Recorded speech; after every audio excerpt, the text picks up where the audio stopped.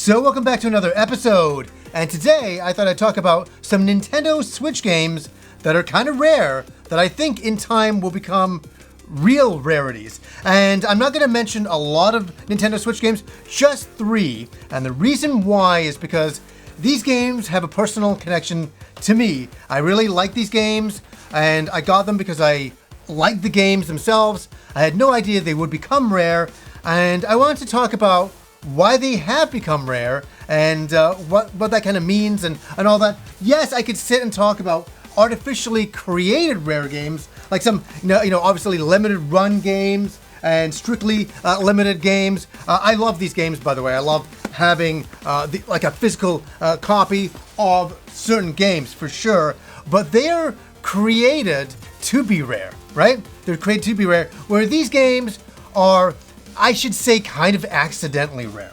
And okay, let us start with the very first game here. And I'm not opening this up at all. This is Languister 1 and 2. This is by NISA America. And does anybody know the Languister series? It is a strategy game, kind of like Fire Emblem, huge in Japan, very unknown over here. I first played it when it was released. It's the only game that ever came out before this, as Warsong in 1991 on the Sega Genesis. And I had a feeling I was really going to like it because he was showing the character designs, and I was like, oh, I really like this character design, and I've loved him ever since. And so I played this game all throughout high school. I finished it. I loved it. I screamed because I didn't want any of my main commanders to die, because like Fire Emblem, they're gone forever, and I did not want them to be gone forever. That is for sure. So here we go. Languister 1 and 2 on the Nintendo Switch and also on the PS4. This collection is becoming very rare, and not just the special edition here, but the regular editions. And why is that? It's fascinating. A lot of people get into video game collecting because they want to make money, or they want to buy a game and have it gain value so they can sell it. I've never been a part of it for that reason at all. I like it when I get a game and it does rise in value, because that's kind of a cool thing. It's a fascinating thing for me. So why is this raised in value so much? Number one, it's a good game. That's it. The original game series was awesome back in the day, and this is a revised version of it. Obviously, you have some new updated artwork, but you also have the classic look there. And I think there's a very, very hardcore audience for Languister that's been waiting around for nearly 30 years in America, like I have been, waiting for the next one to come out, which it never did, obviously. And the series is kind of long forgotten now, but that hardcore fan base still loves it, still loves the artwork, still loves the gameplay. And when they announced this, it kind of came out of nowhere. Everybody's like, what? They're bringing out Languister in this country? Like, is that happening? And it was really exciting for all of us fans out there, not me especially. And so I was like, I'll get it eventually. I won't buy it day one. I don't know why I thought that. I thought, it'll be easy to pick up. Where it was like a few days into release, and I was like, yeah, maybe I should go check out the special edition because I want it as a collector, because I have the download code on the Nintendo Switch. So I have played the game. But I was like, I really would like a special edition because I love the artwork so much and I love the game and I have history with it. That's why I want it. So I went onto eBay to see what the prices were. I'm like, and I noticed it was sold out on the NISA website, and I was like, that's weird. That's really strange. Why is it not there anymore? I can't order it? Okay. I'm like, so I headed to eBay to check out the prices, and I'm like, whoa. First of all, it was very hard for me to find it on eBay. There was only a few listings, and I was like, this is getting expensive. And I'm like, John, jump in right now, because I love this game and I really like this game. I really want to have this collection. And so I bought it, and I bought it when it wasn't too expensive. It was still up there for me, but it wasn't like ridiculous, where now I go on and I really realize that the special editions are getting way up there, and the regular edition of the game, yes, you can get the Japanese version of the games, yes, but the NISA versions, those are the rare ones. Those are the rare ones. So this game has kind of gone up there. I'm even trying to find a PS4 version for a reasonable price now. And a lot of you will say, well, it's rare because they didn't make that many. That's absolutely true. And I think they really undersold how well this was going to do, because there is a bunch of NISA games that you can still get on their website that are they've been there for over a year plus, right? So I think they thought, oh, this is going to be a very small game, niche game. We shouldn't make a lot of it, and we don't want a big backlog that don't sell. I think they had that in mind, where it went the opposite way. It was one of those games that, boom, was gone. And I really hope they do a second print run, because I think a lot of people should play the game and enjoy the game for that reason. It's one of those games that's all of a sudden is rare now. It's like, what? And the reason why it's rare for me and why it's cool is because I like the game. And if you're getting into collecting, if you want to get in as a collector, which is, from that point of view, I honestly say collect what you like, collect what you love, and that will take on a life of its own. Not all the time. If you're a fan of NHL Hockey 94, I don't think you're going to be getting a lot of money for that game now. I think you can get it for $1 in a used bin.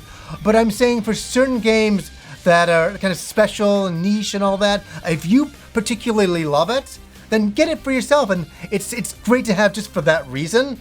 And if it becomes rare in time, that's something that may happen. It's not always guaranteed, but I always say collect what you like. And it's one of those ones for me. I was like, Languister, yes. I was one of the people online that was using, my Twitter followers to be able to pick this certain kind of reversible cover for this. I was using it for a very selfish reason, because I wanted to get the old school artwork there as a reversible cover, and we got it. So I'm very happy about that. So that's interesting about Languister. That's one that I didn't know was going to become super rare as it has been. And I think, unfortunately, we make these videos, don't we? And now it's going to become even more rare. Okay, another game that I loved in the past, and I love this on the 3DS, and there was a remaster kind of remake on the Nintendo Switch. I'll talk about the original, Code of Princess on the 3DS.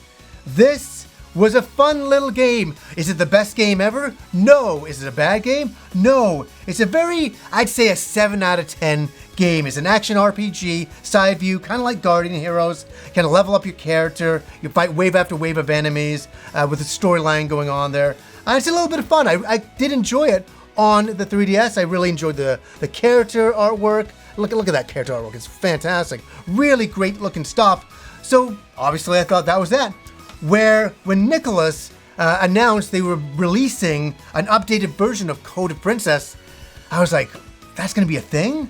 And so I wrote to them, and I'm like, and I think I was the only person who wrote to them. I said, hey, listen, can I get a download code or anything for Code of Princess? Because I really like the original, and I'd really like to review the game.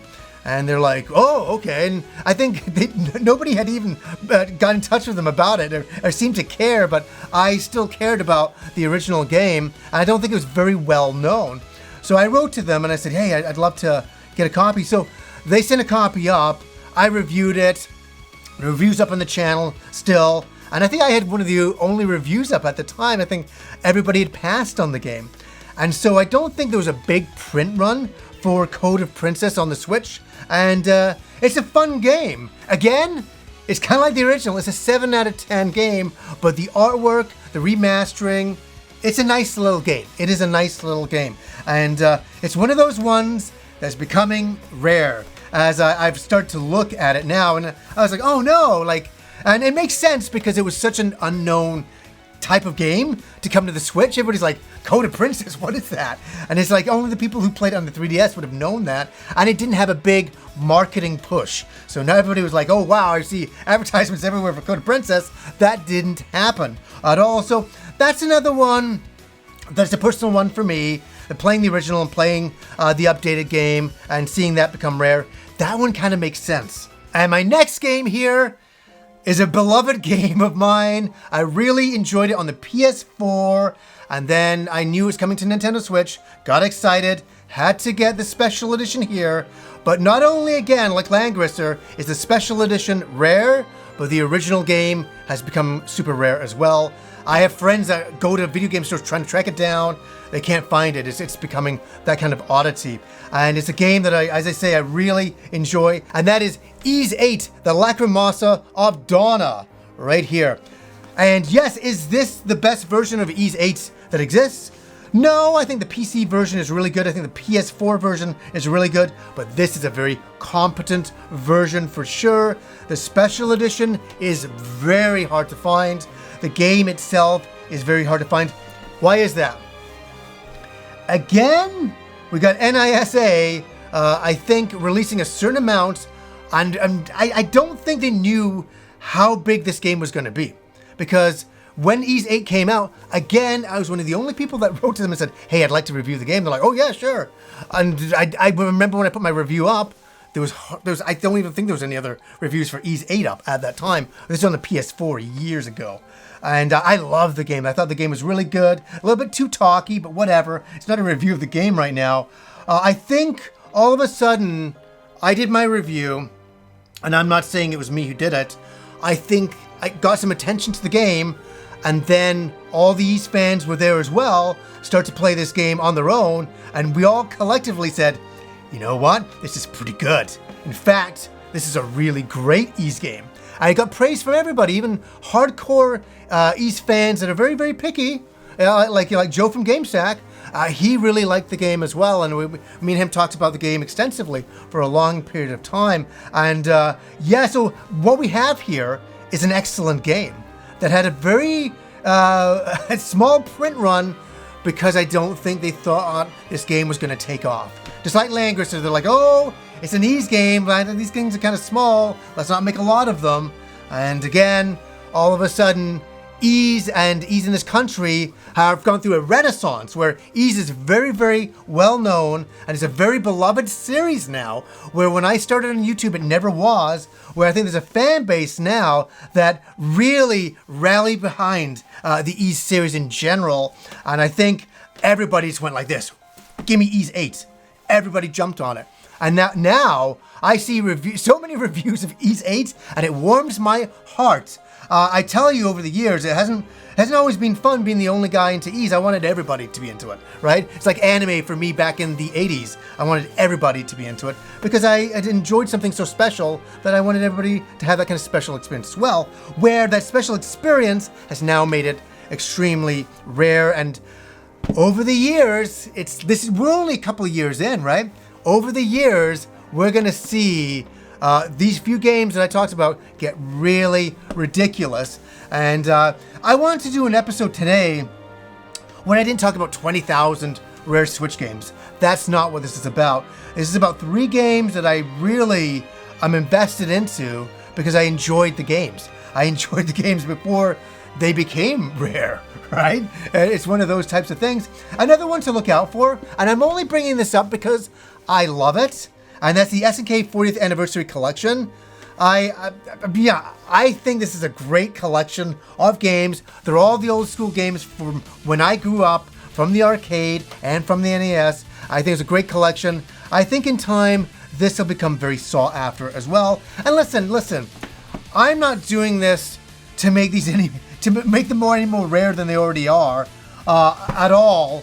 But I just want to make an episode to talk about that they have become, and it surprised me as well, and all that. So guys, for you out there, what are some rare Nintendo Switch games that you personally own? Let us know down below. I'd be very fascinated to see, because I don't just collect just rare games on the Switch because they're rare. I only collect games that I like, that have accidentally become rare. So I'd be fascinated to hear about other rare Switch games. So anyways guys, until next time.